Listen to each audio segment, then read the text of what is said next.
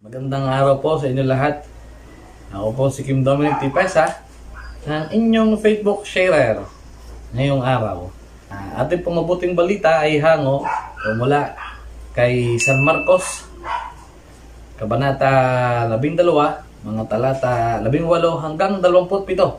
Sinasabi dito sa mabuting balita na sinasabi ni Jesus, maling-mali kayo. Alam niyo ba kung bakit? Tulad ng mga Saduseyo, may mga tanong, Panginoon, sino po ang mapapangasawa niya? Gayong ang pitong magkakapatid ay namatay. So, sino po ba ang mapapangasawa sa muling pagkabuhay? Marami sa atin kagaya ng mga Saduseyo nito. Maraming tanong. Saan ba ako pupunta? Sa langit ba?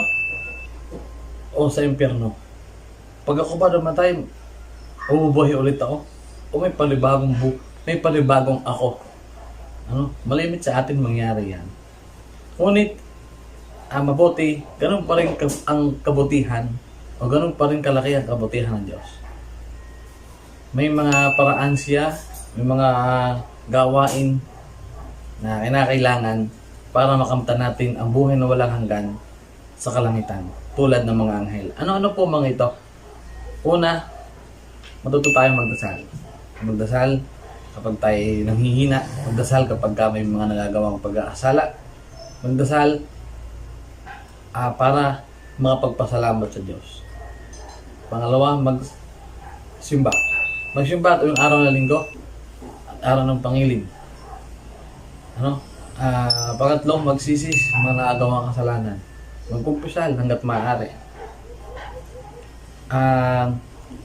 Una, magdasal. Pangalawa, magsimba.